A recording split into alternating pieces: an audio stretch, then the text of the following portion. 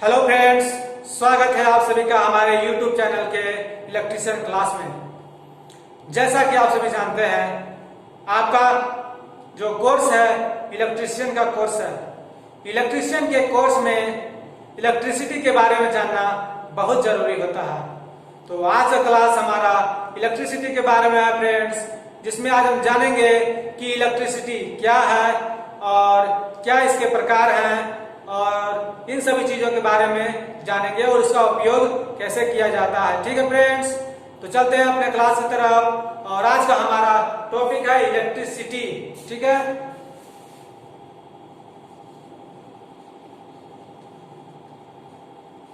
Electricity अर्थात विद्युत।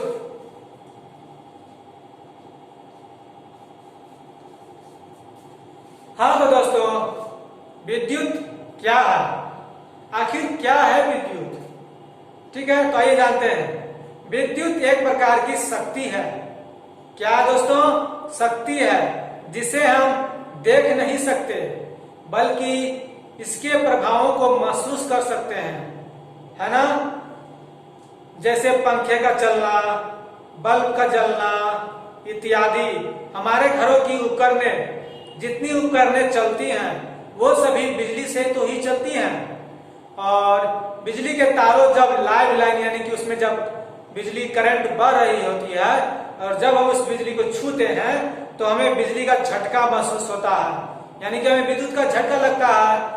ठीक है ना, तो यही है विद्युत। यानी कि विद्युत को हम ना देख सकते हैं और ना उसे हम बल्कि उसके प्रभावों को महसूस कर सकते हैं। ठीक है ना, तो आइए विद्युत के कितने प्रकार होते हैं? विद्युत के दो प्रकार होते हैं friends. There are two types of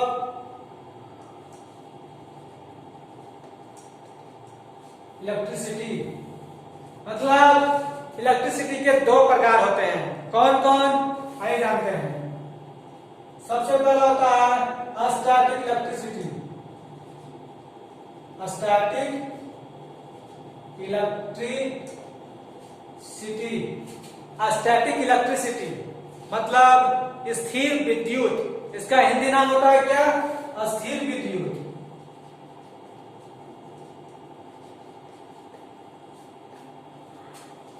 हाँ तो फ्रेंड्स, क्या है स्थिर विद्युत? आइए इसके बारे में जानते हैं।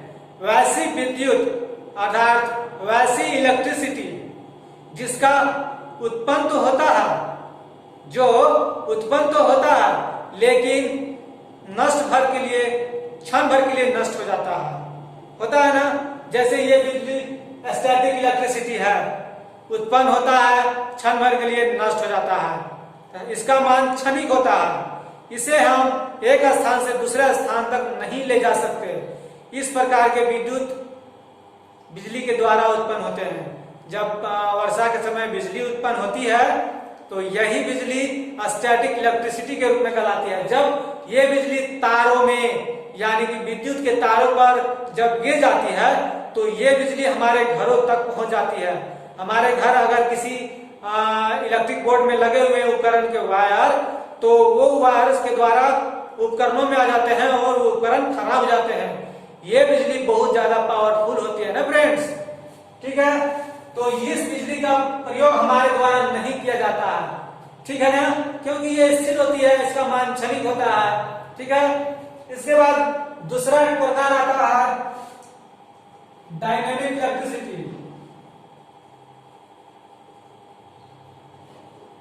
डायनेमिक इलेक्ट्रिसिटी अर्थात गतिज विद्युत।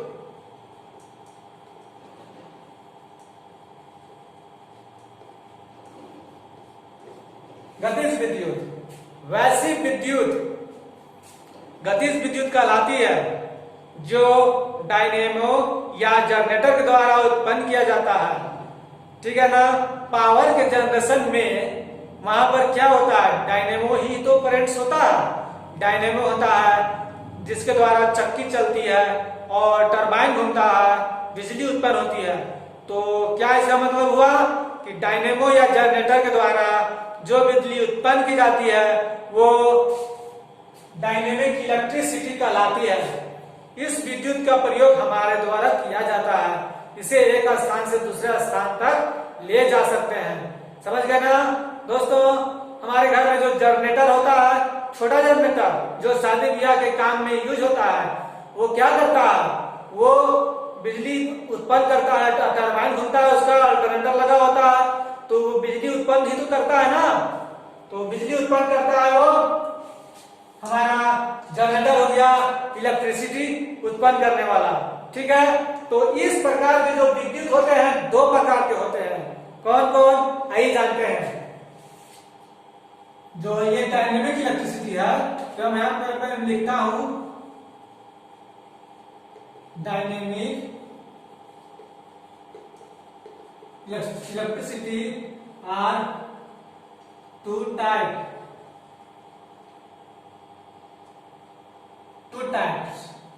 कौन कौन? पहला हो गया एसी अर्थात अल्टरनेट करेंट।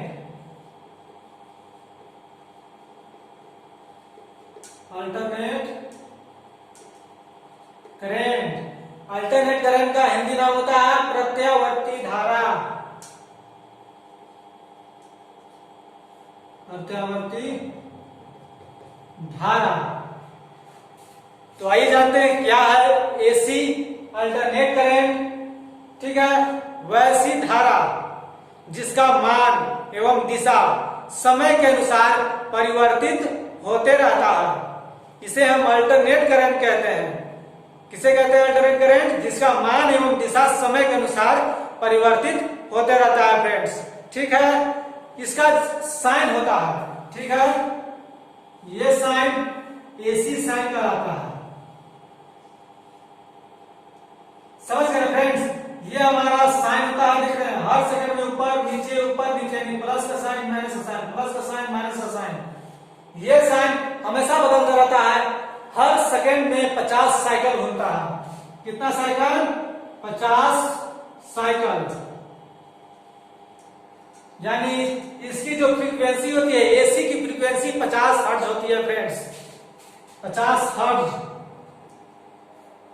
फ्रीक्वेंसी होती है ना फ्रेंड्स। फ्रीक्वेंसी एसी की 50 हर्ट्ज होती है।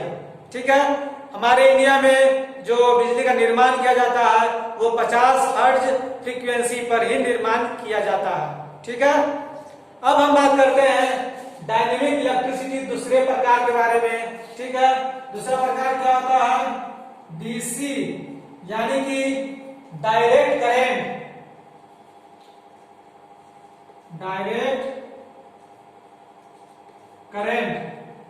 डायरेक्ट करंट का हिंदी नाम होता है दिष्ट धारा।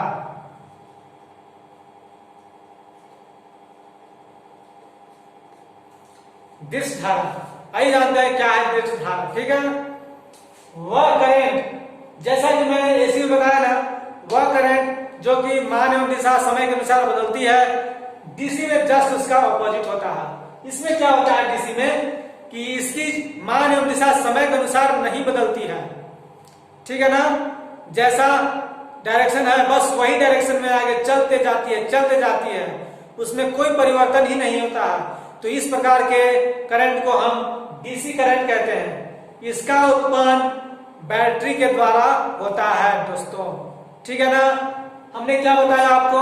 एसी का उत्पन्न जनरेटर या डायनेमो से होता है। ठीक, और डीसी का उत्पन्न बैटरी के द्वारा होता है। इसका साइन कैसे होता है देख लेते हैं। ये हमारा हुआ एक ग्राफ, लेकिन इस पर जो हम बनाएंगे ये इस प्रकार का ग्राफ होता है। बस सीधी रेखा में जाता है इसका साइन। समझ गए ना? इसमें ना बदलाव ना ऊपर नीचे कुछ नहीं होता है। तो जब इसमें कुछ बदलाव नहीं होता है दोस्तों, तब इसकी फ्रीक्वेंसी कितनी हो जाएगी? 0, अर्थात इसकी कोई फ्रीक्वेंसी नहीं होती है। आपसे जब भी कोई पूछे, आप इलेक्ट्रिशियन बनोगे तो आपसे कोई पूछेगा ना कि एसी की फ्रीक्वेंसी कितनी होती है, डीसी की फ्रीक्वेंसी कितनी होती है, तो आपको बताना है एसी की फ्रीक्वेंसी 50 हर्ट्ज होती है और डीसी की फ्रीक्वेंसी नहीं बोलना है कि 0 होता है, ठीक है ना। डीसी की फ्रीक्वेंसी नहीं होती है ऐसा बोलना है, डीसी की कोई फ्रीक्वेंसी नहीं होती है, ठीक है। तो एसी की फ्रीक्वेंसी 50 हर्ट्ज और डीसी की कोई फ्रीक्वेंसी नहीं होती है, तो यहाँ पर क्या लिखेंगे हम, कोई फ्रीक्वेंसी नहीं, कोई फ्रीक्वेंसी नहीं, ठीक है दोस्तों। तो आज मैंने आपको इलेक्ट्रिसिटी के बारे में बेसिक नॉलेज दिया है। मैं आशा करता हूं आपको ये बेसिक नॉलेज अच्छी तरह समझ में आया होगा।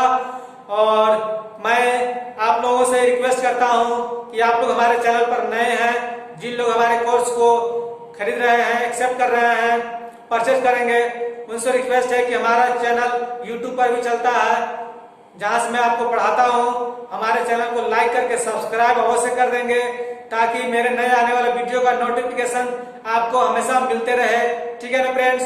और अपने साथ साथ आप अपने दोस्तों को भी शेयर करिएगा ताकि आपके दोस्त भी हमारे वीडियो से पढ़कर कुछ सीख सकें, ठीक है ना।